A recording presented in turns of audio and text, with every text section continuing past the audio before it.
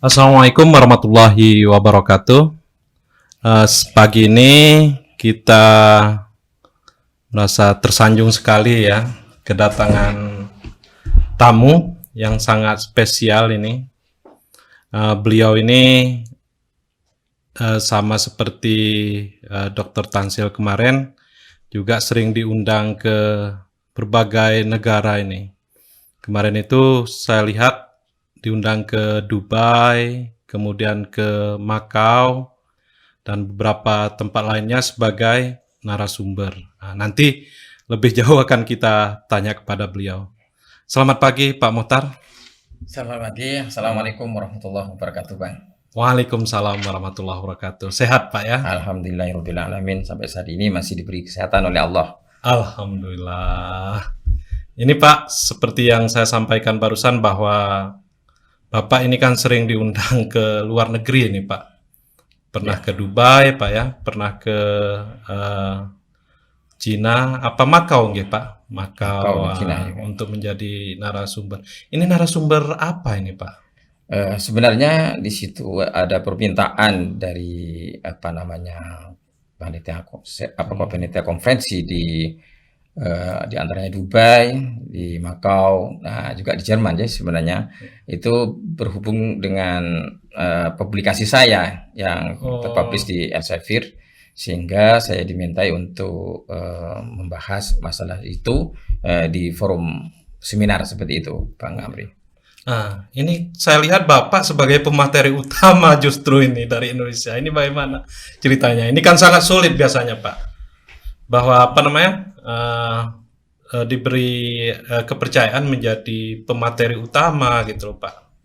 Ini bagaimana ceritanya Pak sehingga Bapak bisa menjadi pemateri utama di sana Pak? Itu sebenarnya begini, jadi panitia konferensi itu biasanya kan melihat rekam jejak daripada penulis seperti itu. Biasanya dia melihat publikasinya seperti apa, analisisnya seperti apa terhadap publikasi itu. Nah, dari itu biasanya kita dikirimi email untuk menjadi narasumber seperti invite speaker seperti itu. Karena itu saya bisa diundang ke 3 tempat itu untuk membicarakan itu ya.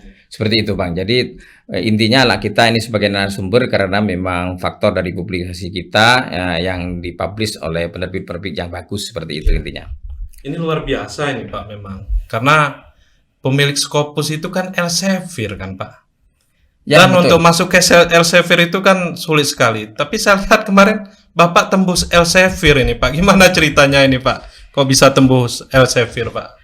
Sebenarnya hal ini itu bisa dilakukan oleh siapapun. Nah, jadi kita dosen itu bisa melakukan itu sebenarnya. Nah,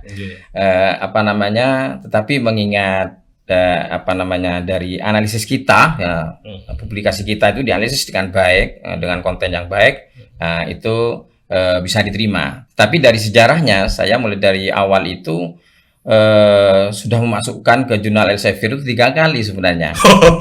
Sudah 3 kali ditolak ya. Jadi berarti yang pertama ditolak, kedua juga ditolak. Nah, ketiga itu masuk. Diterima ya. Pak ya. Nah, itu belum tentu diterima, itu tidak diterima sebenarnya. Itu dikembalikan revisi besar seperti itu. Oh, mayor revisi Pak. Ya, mayor revision. Jadi nanti tapi dihitung dari awal menurut editor seperti itu. Ya, jadi emang liku-likunya itu seperti itu. Jadi kita tuh belajarnya dari itu, dari kegagalan itu, seperti itu. Pertama gagal itu malah menyakitkan hati. Jadi langsung no novelty seperti itu. Jadi no novelty, apa sih ini novelty? Apanya yang tidak ada novelty-nya? Itu saya pelajari seperti itu. Jadi emang tekniknya seperti itu. Saya pelajari, saya perbaiki seperti itu. Kirim ke jurnal lain yang berambil Elsevier lagi. Nah, juga muncul penolakan, sembarang alasannya macam-macam. Itu kan sampai 1 tahun di seperti itu, pindah-pindah jurnal seperti itu.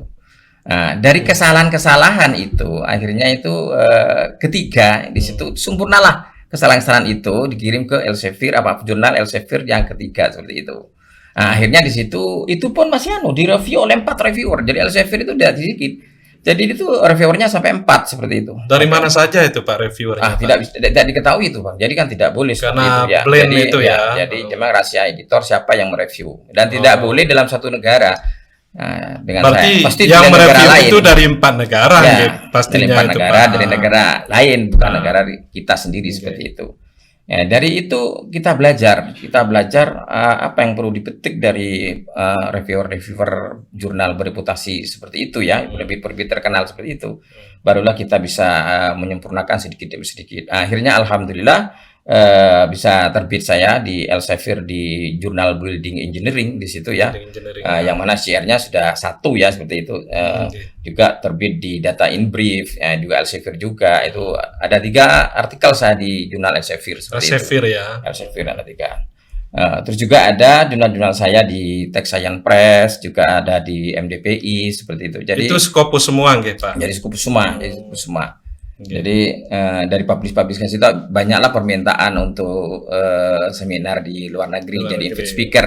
Tetapi masa pandemi ini memang kami batasi juga karena apa? Memang juga risiko administrasinya dari kita berangkat dari Indonesia untuk berangkat kan itu yang menghalangi kita Ya. untuk bisa Perlu ke luar diuji dulu, negeri, ya. dites Ya, nggih. betul itu. Ah, Banyak apakah nanti- kita terinfeksi?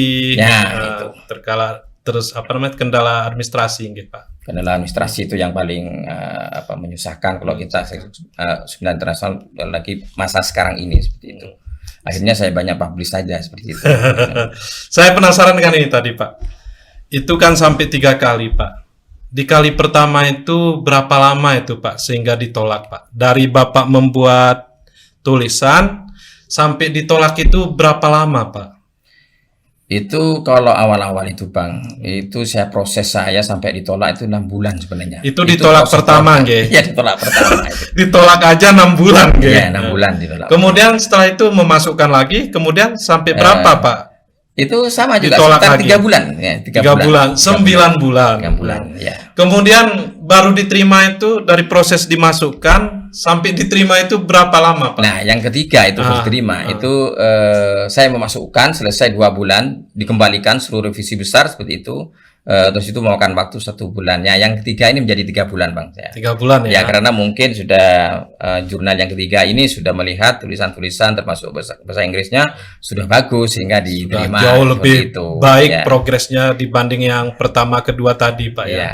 Sebenarnya kan kalau kita teman-teman semua sebenarnya kalau mau publish itu carilah jurnal yang tinggi sekalian biar kita tuh tahu seperti apa sih liku-likunya di review seperti itu. Jadi enak kalau kita sudah dikoreksi orang apa namanya jurnal terkenal ya editor terkenal. Jadi nanti kita bisa tahu ilmunya seperti itu. Ilmunya, Jadi untuk menulis lebih gampang seperti itu. Oke. Itu aja sebenarnya, Bang. Nah, berarti 6 bulan tambah 3 bulan ditambah Tambah ya sekitar 3 bulanan lagi. 3 bulan. Ya. Berarti 1 1 tahun. 1 tahun. Baru dipublish, Pak. Publish ya, Nah. baru publish itu. Itu di Elsevier nggih, Pak. Elsevier ya. Tapi berikutnya itu tidak selama itu, Pak ya. Setelah Bapak berhasil masuk ke Elsevier, berikutnya gimana pengalamannya, Pak? Apa masih selama itu atau mungkin jauh lebih mudah karena sudah berpengalaman gitu, Pak? Ya, jadi kalau sudah pengalaman seperti ini, kita kan menulisnya itu sudah apa namanya sesuai dengan skupnya yang jurnal yang kita tuju ya. Terus kita olah katanya, SPOK-nya itu sudah kita olah dengan baik ya, jadi sehingga ditranslate ke bahasa Inggris juga baik seperti itu. Akhirnya itu kan tidak membutuhkan lama editor atau reviewer itu untuk mereviewnya seperti itu, Bang.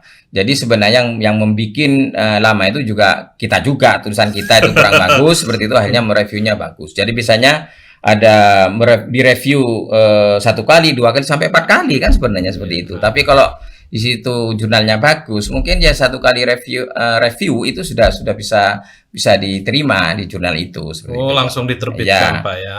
Ya seperti itulah. Jadi lika-likunya apa namanya direview itu bisa kita lakukan juga untuk mereview seperti itu. Ya, seperti itu. Berarti ini artinya bahwa bisa jadi apa yang terjadi dengan kita itu belum tentu terjadi di orang lain. Contoh, Pak, kalau kita misalnya bisa direview 1 kali, tapi bisa jadi orang lain 2 atau 3 kali seperti itu, Pak, atau sebaliknya gitu ya. Ya betul seperti itu. Itu kan sebenarnya tergantung editor, Bang. Jadi misalkan ada 4 reviewer yang mereview artikel kita, di situ memanglah kan saya juga mengalami ya, saya juga jadi reviewer juga ya, saya juga sebagai reviewer juga di jurnal internasional seperti itu. Jadi artinya dari 4 reviewer misalkan di situ ada ya dia yang langsung menyetujui, artinya minor revision, Minor revision. ada yang mayor seperti itu editor lah yang memutuskan. Nah, jadi dia editor, makanya editor juga harus punya keterampilan untuk bisa melihat saran-saran daripada reviewer itu kita membutuhkan berapa lama kira-kira autornya itu penulisnya itu mereview seperti itu Bang. Jadi kalau misalkan di situ meskipun mayor revision ya mungkin lah untuk dikembalikan lagi ke reviewer itu mungkin dikasih tengah waktu 2 minggu gitu aja sebenarnya. Jadi gitu. Dari pengalaman Bapak, Pak, ini berapa lama tercepat gitu Pak terbit Pak? Kalau kita publish di di penerbit terkenal tetapi cepat seperti itu, tapi itu open access itu misalnya di MDPI, Elsevier itu ada juga sih di mana itu yang berkedudukannya di Afrika itu 1 bulan bisa publish sebenarnya Bang. 1 bulan ya. Kita 1 bulan bisa publish. Jadi bila kok kita memasukkan artikel seperti itu 1 minggu sudah ada kabar bahwa di situ apa dia langsung ke direview apa ditolak seperti itu. Itu biasanya keputusannya 1 minggu. Habis itu direview oleh reviewer itu sekitar 2 minggu. Biasanya reviewer itu dikasih jatah 2 minggu untuk mengoreksinya seperti itu. Saya juga pernah soalnya dikasih 2 minggu oleh Elsevier untuk mengoreksi punyanya orang seperti itu. Nah, berarti kan sudah 3 minggu. Nah, di situ kalau kita mereviewnya cepat mengembalikannya 1 bulan bisa sudah accepted seperti itu, Pak. Sudah bisa diterima. Begitu. Gitu. Biasanya dari proses ini Pak kita dikembalikan tulisan kita untuk kita perbaiki, itu berapa lama Pak waktunya dikasih untuk kita Pak? Sebenarnya kita untuk berapa lama di situ tertentu sebenarnya Bang. Kalau Elsevier itu biasanya 1 bulan lama sebenarnya. Oh, tetapi kita ada dikasih juga, kesempatan 1 bulan ya untuk merevisi ya. Hasil review. Bisa ada yang 1 minggu, ada yang 2 minggu. Tapi kebanyakan rata-rata itu 2 minggu. Jadi dikasih jatah 2 minggu untuk merevisi sesuai saran-saran daripada reviewer itu. Isinya 2 minggu.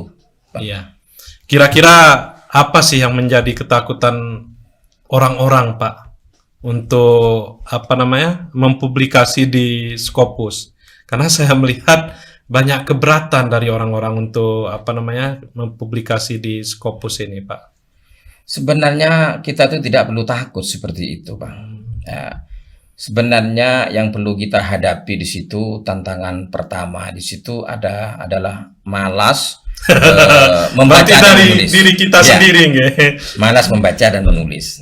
Apa itu tidak bisa. Jadi contoh saya kalau saya sudah kadung malas ya tidak bisa langsung. Tapi kalau sudah kadung rajin, begitu saya connect dengan apa yang saya pikirkan, dengan topik yang saya pikirkan, saya nulis meskipun dipanggil istri pun itu saya tidak terasa seperti itu. Sampai digedek meja baru saya terasa seperti itu. Nah, terus yang kedua di situ bahwa penelitian kita ya yang berpotensi untuk menjadi jurnal di situ dianalisa dengan baik seperti itu. Dianalisa dengan baik. Tanpa dianalisa dengan baik penelitian tidak akan bisa membuahkan sebuah artikel ilmiah yang bagus seperti itu. Jadi penelitian kita itu topiknya bagus, analisnya juga dengan bagus seperti itu. Nah, artinya bagus itu bagaimana? Misalkan contoh seperti itu. Jadi misalkan dari seperti saya yang hasil eksperimen itu bisa kita olah dengan grafik yang bagus dan referensi yang bagus. Jadi kita pertandingkanlah jadi apa analisa kita dengan analisa punyanya orang lain, terutama jurnal-jurnal yang baru seperti itu. Nah, terus juga di situ biar masuk level Q1, Q2 itu biasanya kita harus ada novelty ya. Ada novelty artinya bertentangan dengan punya orang lain dan di situ ada nilai tambah analisa dengan misalkan visualisasi numerik seperti itu. Jadi bukan hanya eksperimen seperti itu, tetapi juga ada visualisasi melalui analisa numerik seperti itu. Jadi disitulah timbul kebaruan. Kalau hanya penelitian di situ cukup analisa saja, itu biasanya bisa terbit di Q4 dan Q3. Tapi kalau ke Q2 dan Q1 itu sudah membutuhkan analisa tambahan, Bang, yaitu dengan validasi dengan analisa numerik contohnya seperti itu. Jadi seperti itu. Baru bisa seperti itu. Jadi itulah yang apa namanya, yang perlu dibuanglah ketakutan itu dengan menulis. Apa topik muncul, tulis ya. Jangan malas. Terus kedua itu kalau Anda punya penelitian, analisalah dengan baik seperti itu. Apa namanya? Tulislah metode itu dengan yang baik seperti itu. Nah, itu penting karena misalnya kalau orang mau nulis itu sebenarnya yang dikerjakan dulu metodenya. Ya apa cara nih seperti ini. Nah, metodenya termasuk analisanya. Dilaksanakan dengan apa? Itu cari dulu referensinya. Seperti itu. Baru hasil. Kalau pendahuluan itu belakangan seperti itu. Tapi kalau sudah Bang, kalau sudah terbiasa itu biasanya bikin abstrak dulu seperti itu. Menarik ini, Pak. Berarti strateginya dibalik, Pak ya. Dibalik memang harus metode dulu dulu. Ya, kemudian baru apa hasilnya? Hasil yang kita teliti. Kemudian kembali ke apa namanya? Pendahuluan ya. Baru kita cari referensi ya, pendukung ya. Ya, cocok-cocokkan lah seperti itu. Jadi pendahuluan di situ ya, kenapa ini penting? Kenapa kok ini diteliti? Nah, cari pendukungnya. Ya, apa yang sudah diteliti oleh orang-orang, ya, taruh aja di pendahuluan. Nah, nanti di alinea terakhir di situ harus ada hipotesis, Bang. Tujuan dan hipotesis kita, apa sasaran kita. Itu konekkanlah dengan metode hasilnya itu. Seperti itu. Karena di antara abstrak ya, jadi di situ abstrak ya, di situ pendahuluan, metode dan hasil kesimpulan itu harus connect seperti itu. Tapi kalau di situ kita jeli ya Bang, jadi bisa kita lihat di situ di abstrak terakhir, kalimat terakhir di situ ada kesimpulan ya, hasil penelitian ya, hasil penelitian di situ. Misalkan menghasilkan ini seperti itu. Coba lihat di situ, adakah pertanyaan hipotesis di pendahuluan alinea terakhir. Nah, di situ konik kan ya Bang. Jadi sebenarnya di pendahuluan terakhir itu kan ada hipotesis pendugaan. Nah, itu harus yang diduga apakah tanpa harus itu dicantumkan secara apa namanya tekstual Pak ya. Maksudnya secara tertulis ya. Tetapi implisit bisa Pak ya. Bisa ya. Iya. Nah, itu nanti dari hasil penelitian di abstrak terakhir itu kita lihat coba di hasilnya. Di kesimpulan ya ada ya, itu pun tidak semuanya ada di situ. Jadi kesimpulan utama kan yang di abstrak itu sebenarnya kan kesimpulan utama. Nanti lihat tercantum dari kesimpulan yang di belakang di situ Bang, termasuk di pembahasan. Nah, kalau sudah seperti itu berarti sudah konten jurnal yang bagus seperti biasanya itu prospek untuk bisa diterima di jurnal-jurnal bagus seperti itu. Nah, tadi Bapak menyebut referensinya harus baru, Pak. Ini kan kadang-kadang orang kesulitan Pak nyari referensi. Itu gimana Pak? Sebenarnya apa namanya ya, saya tidak mengajari jelek ya sebenarnya ya. Seperti jurnal-jurnal Elsevier, Springer, itu publishernya begitu-gitu ya.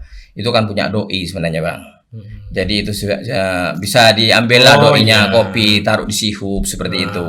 Nah, disitulah nanti Sihub akan keluarlah nanti artikelnya. Itu bisa di-download dengan kita. Nah, tetapi entahlah itu kok apa namanya, sebagian mengatakan itu tidak elok sebenarnya ya, tetapi untuk demi ilmu pengetahuan bisalah jalan pintas, mungkin seperti itulah yang menurut saya seperti itu. Jadi banyak lah ya teman-teman kuliah itu juga seperti itu dulu, jadi pakai Sihub itu Bang. Terus kedua, untuk mengambil referensi yang bagus itu gambil untuk pada jurnal-jurnal dengan penerbit yang terkenal itu tadi Bang. Jadi Elsevier di situ, terus Springer itu bagus, terus MDPI, terus ada Taylor & Francis, Tech Science Press, Technopress, itu bagus-bagus itu. Jadi hindari ngambil referensi itu di penerbit-penerbit dari India, seperti Pakistan, itu kayaknya Diktipun itu banyak yang meragukan kalau di situ, kalau banyak ditolak ya, waktu kita mengajukan Java itu banyak ditolak dari situ, seperti itu. Jadi gitu Bang. Ini mumpung Pak Muhtar berbicara Javung ya, atau Java atau jabatan fungsional. Ini kalau saya lihat di apa namanya Biro Kepegawaian Universitas Muhammadiyah Jember, Pak Muhtar ini calon profesor gitu Pak. Itu sudah sampai sejauh mana ini Pak? Ya sebenarnya astagfirullahaladzim dulu Bang ya. Alhamdulillah itu sebenarnya bisa dilakukan oleh siapapun seperti itu Bang.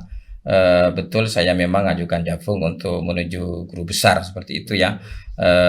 Tetapi itu semuanya kan tergantung Allah ya. Kalau sudah mentakdirkan, saya insya Allah jadi seperti itu.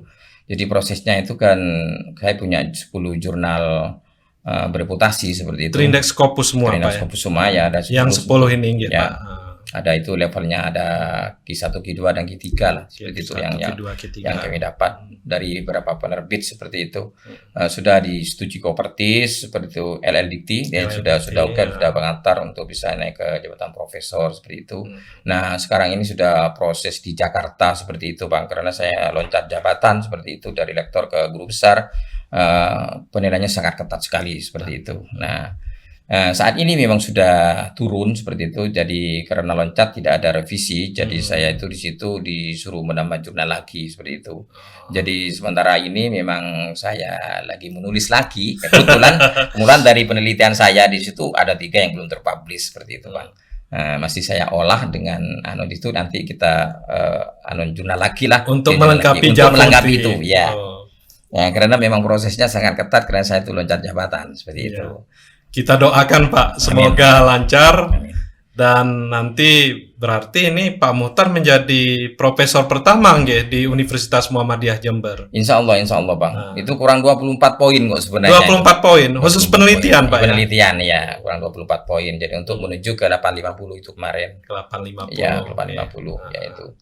Jadi kita turuti aja apa perintah dari Dikti seperti itu. Untuk ujian lagi saya tambah aja jurnal nanti. Saya tambah jurnal lagi, tidak apa masalah.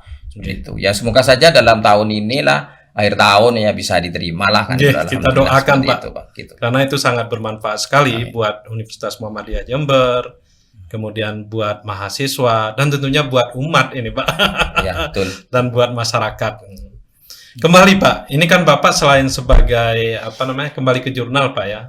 Bapak selain sebagai penulis, Bapak kan juga sebagai reviewer Pak. Kira-kira jurnal tulisan seperti apa Pak yang ditolak ini Pak? Begini Bang, kebetulan saya memang jadi reviewer dari berapa itu ya, mutlak 10 jurnal sebenarnya itu ya. Iya. Jadi ini jurnal Scopus Pak ya. Ya, jadi saya reviewer juga di jurnal Building Engineering ya, Elsevier. Yang terbit pertama tadi itu yang Perlu Perjuangan itu Pak ya. Bapak sekarang jadi reviewernya ya. Terus saya juga jadi reviewer di jurnal Material and Structure ya, itu punyanya Springer, itu Q1 itu malah SCR-nya itu sudah 2 ya, hampir 2 ya SCR-nya itu tinggi. Terus juga saya jadi reviewer 2 jurnal penerbit Prancis and Teller and Prancis ya, itu juga di reviewer di Techno Press dan Tech Science Press. Jadi itu yang saya review. Jadi bagaimana caranya di situ yang saya terapkan itu sama dengan reviewer yang mau reaksi saya dulu. Makanya disitulah. Jadi kalau kita masuk ke jurnal bagus dan di review oleh Pak reviewer yang bagus itu, jadi itu bisa dilihat apa cara mengoreksinya seperti itu. Nah, memang saya cara mengoreksinya di situ memang saya sudah awal yang kita baca di abstrak, Bang. Abstrak itu kan sebenarnya promosi kita, ya. Abstrak itu promosi kita. Sangat menentukan, Pak ya. Sangat menentukan diterima karena atau diterima. Abstrak itu yang dibaca dulu, karena itu promosi. Makanya abstrak itu harus ditulis dengan baik. Gitu. Dengan SPOK yang baik, kalau bahasa internasional berarti dengan bahasa Inggris yang baik. Dan konten di situ itu sudah harus jelas. Artinya di situ ada unsur pendahuluannya, kenapa itu teliti, bagaimana ini seperti itu. Harus ada sudah mengandung tujuan yang ini yang diteliti seperti itu. Harus jelas menunjukkan metodenya opo dan analisisnya apa seperti itu, Bang. Terus keempat baru tunjukkan hasilnya. Ya. Bagaimana saran Anda terhadap dunia seperti itu. Jadi 5 unsur itu dibaca dulu ya. Kalau unsur-unsur sudah oke, Bang, baru lanjut seperti itu. Nah, sedang kita lihat levelnya. Nah, saya melihat levelnya Q3 apa Q4? Apakah Q1, Q2? Karena kan 2 kartel aja. Q4, Q3, Q4. Oh, reviewer itu berarti harus paham, Pak ya? Ya harus paham. Jadi Q2, Q3, Q4, Q3. Terus ada Q2, Q1 itu levelnya. Berarti reviewer itu sudah melevelkan, Pak ya? Ya, melevelkan. Tulisan ini ketika yang direview itu Q4 itu tentu jauh lebih mudah dengan Q3. Betul. Lebih mudah dari Q2 dan Q1 gitu, Pak. Ya. Itu gampang sudah tinggal melihatnya, Bang. Kalau dia masuk ke jurnal Q1, kebetulan misalkan saya mereview Q1, Q2.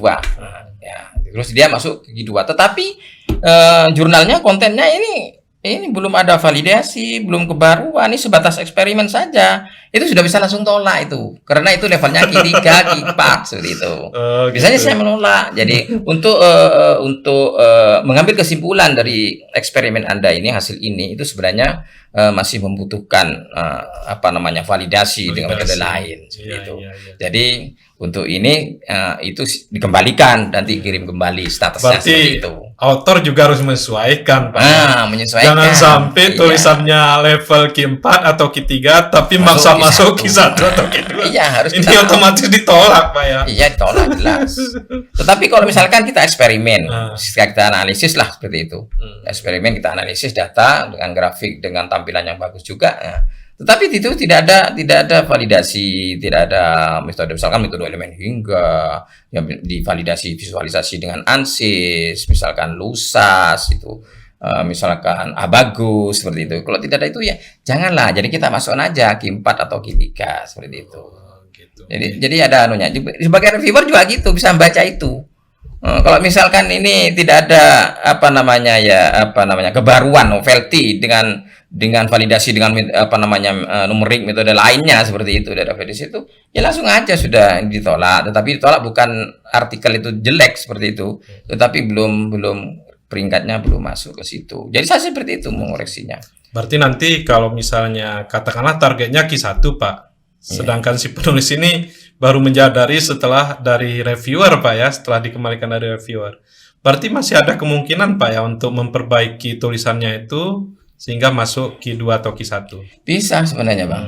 Jadi bisa diperbaiki itu. Gampang sekali. Makanya kita ini waktu S2 punya penelitian, analisanya masih belum begitu bagus. Kalau menurut saya seperti itu, S2 itu saya validasi lagi seperti itu.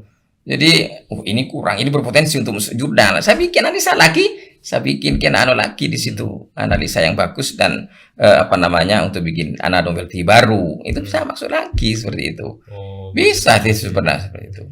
Tapi kalau memang analisa jurnalnya bagus, masuk aslinya Q1 masuk Q3, Q4 yang jelas diterima itu. Seperti itu. Terus kedua ini lagi yang perlu Bang. Kemutahiran data ya. Jadi kalau kita tidak ada pembanding dari jurnal-jurnal yang baru misalkan 5 tahun terakhir yang dari jurnal yang terkenal itu juga bisa juga itu ditolak, Bang. Seperti itu. Bisa juga ditolak karena memang tidak ada pembanding dengan orang lain, tidak referensinya itu tidak ada seperti itu, tidak kebaruannya tidak muncul karena tidak membandingkan dengan referensi lain atau jurnal orang lain seperti itu.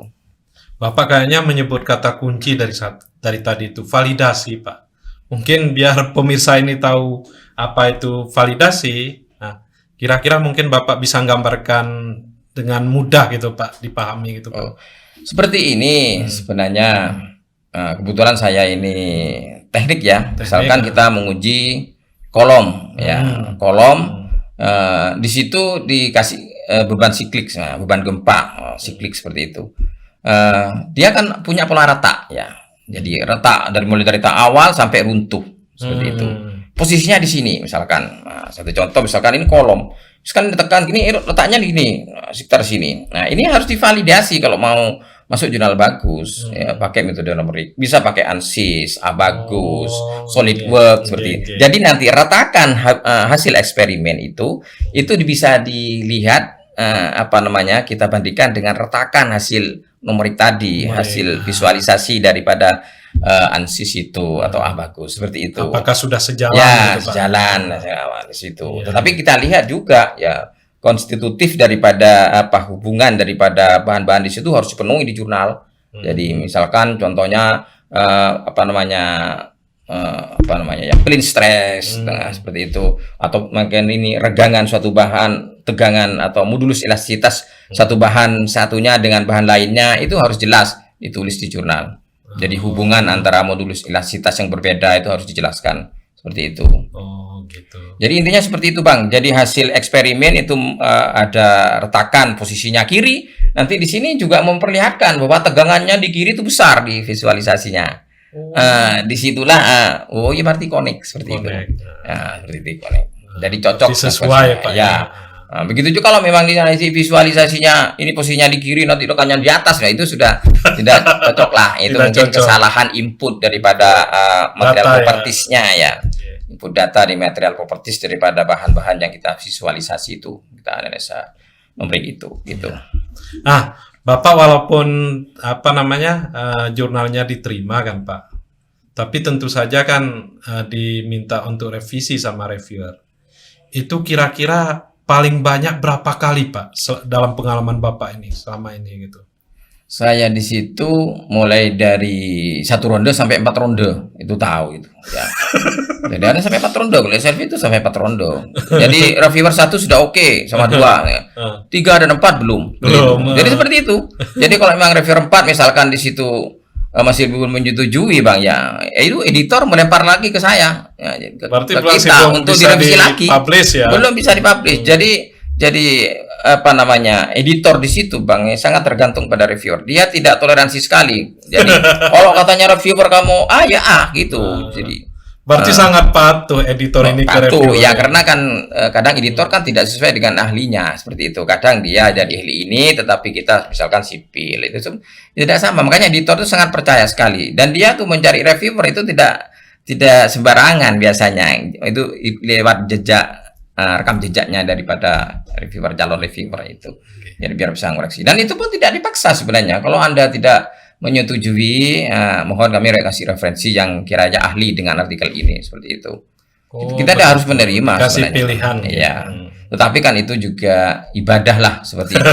Meskipun kita tidak dibayar, kan tidak ada dibayar. Jadi reviewer jurnal-jurnal internasional tidak ada bayarannya itu. Nggak ada, Pak, ya? Pengabdian sebenarnya. Pengabdian, ya? Iya, tidak ada dibayar. Tetapi kita kembali lagi lah ke apa namanya ya, amal ilmiah kan seperti itu. Iya. Amal ilmiah itu kan juga amal jariah kita nanti seperti itu. Iya, betul. Seperti itu. Kita publish lah di jurnal Ilmu internasional. amaliyah kan gitu, Iya. Pak. Nah, ada ilmu amaliyah, ada ilmu ilmiah Ilmiah, seperti iya. itu. Jadi itu dua-duanya yang harus kita jalani, apalagi kita sebagai dosen seperti itu.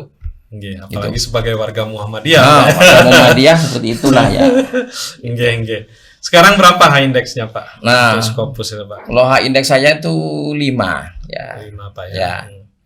Ya, sebenarnya sih tidak perlu dibanggakan lah sebenarnya H indeks tinggi, tidak perlu dibanggakan karena itu semuanya bisa dilakukan oleh semua orang, oleh teman-teman dosen semua seperti itu. Yaitu tadi Bang, kalau mau H indeks bagus ya publikasilah, jangan malas tulis. Tidur kita ada ide, catat. Kalau kita di situ tidur kita metode ini bisa begini, catat langsung, bangun aja dicatat seperti itu. Kalau nggak seperti itu Sampai nah, seperti itu, Pak. iya, Ya? nah, jangan Sering seperti itu. Bapak ya apa namanya ketika bangun dapat ide iya. kemudian Iya. bangun kemudian dicatat, sering Pak ya. Betul itu. Kadang-kadang kalau tengah malam jam 2 itu saya bangun. Terus iling ke nulis jurnal tadi itu buntu waktu jam 9 karena ngantuk. Jam 2, jam 3 itu misalnya saya bangun tidur loh. Saya itu ingat langsung saya. Kalau enggak, karena kita kan, kalau saya lah pribadi kan sudah 45, sudah 48 tahun umur saya Bang. Jadi daya ingat kan sudah ada. Begitu saya ingat langsung bangun, harus seperti itu. Biar itu apa namanya? Biar saya lebih connect lagi. Jadi kalau tidak dibiarkan nanti pagi bisa lupa lagi, seperti itu. Langsung aja tulis seperti itu. Sebenarnya begini juga itu Bang ya, H indeks itu sebenarnya juga bermanfaat ya, terutama untuk penelitian, untuk mengakses penelitian dikti ya. Sebagai syarat Pak ya. Ya, itu bisa kalau H indeksnya 5 untuk sains ya, itu kan bisa kita dapat 4 judul penelitian, eman sekali. Makanya teman-teman begitu nulis ya. Kalau nggak ada itu kan cuma 2 judul kalau nggak salah Pak 2 ya. judul ya, 2 judul. Tapi kalau misalnya H indeksnya 5 ya. itu sudah bisa 4 judul. Ya, jadi minimal 5 lah, itu bisa ngambil 4 judul seperti itu. Jadi emal lah, jadi biar nanti menjadi sumber pendapatan eksternal dari UMU Jember untuk meningkatkan apa namanya akreditasi menjadi unggul seperti itu. Itu sangat kita butuhkan sebenarnya Bang. Oleh karena itu dosen-dosen ya perlulah kita dukung dengan semangat seperti itu ya, kita bimbing lah ke arah itu biar H indeksnya terus naik. Tapi untuk mendapatkan H indeks yang tinggi di situ Bang, itu sebenarnya harus nulis pada jurnal-jurnal yang level tinggi juga itu. Karena kan orang-orang juga mengerti ini jurnalnya tidak mungkin referensi itu ngambil yang rendah seperti itu. Jadi kalau yang tinggi biasanya diambil. Apalagi dari Ya. jurnal lokal atau nasional Ya, referensinya itu. Pak ya. Ya. Padahal kita nge-expose-nya di Scopus. Iya, Nah, ini seperti akan sulit Pak ya diterima. Sulit diterima seperti itu. Ya. Jadi karena efeknya soalnya besar sekali ya. Ya. Jadi kalau depan 4 judul kan lumayan itu kan ya, seperti itu. Lain pengabdian kan seperti itu Pak. Iya. Terima kasih Pak sudah berbagi. Semoga ini bermanfaat. Artinya ternyata bahwa siapapun bisa Pak ya nulis jurnal Scopus Betul, ya. betul. Siapapun bisa. Asalkan mau Pak ya. Asal ada kemauan Ya, gitu ya. berusaha ya. Berusaha ya. Jangan malas menulis lah. Jangan malas Sebenarnya, menulis. ya. Oke. Nah, jadi buanglah malas itu. Nah, jadi terus tulis saja, ya, jangan malas. Jadi Karena tanpa kapan- menulis tidak bisa. Nah, kapanpun ada ide, tulis Pak ya. Tulis. Walaupun lagi sedang tidur Pak ya. Tidur ya, bangun aja. Tulis. Bangun aja. Terus ini juga yang jadi Oke. perhatian kalau sudah menulis di situ jangan ditinggal. Jangan ditinggal. Karena kalau ditinggal jadi males Itu nanti lupa lagi, Pak, untuk kembali lagi itu selain lupa itu malesnya bukan main. Ya. Terutama juga bagi yang studi di S3 yang sudah garap disertasi itu ya. Ya, jadi kalau sudah nulis teruskan disertasinya itu jangan tinggal. Kalau ditinggal saya yakin mau memulai itu sulitnya Malas, bukan main. Pak, ya. Malasnya bukan main. Sama juga dengan artikel. Pak. Gitu. Siap Pak. Terima kasih banyak. Nah, semoga Sama-sama. menginspirasi semua penulis, terutama dosen. Dan ternyata apa yang disampaikan oleh Bapak Dr. Mohtar tadi itu, yang merupakan calon profesor ini, profesor pertama di Universitas Muhammadiyah Jember, kita doakan. Semoga Amin. nanti bisa jadi profesor Amin. tahun ini. Nah, kita doakan saja. Ternyata apa yang disampaikan tadi, beliau mengatakan bahwa kita semuanya pasti bisa menulis asalkan tidak malas, ada kemauan. Terima kasih Pak. Sama-sama, Bang. Assalamualaikum warahmatullahi wabarakatuh. Waalaikumsalam warahmatullahi taala wabarakatuh.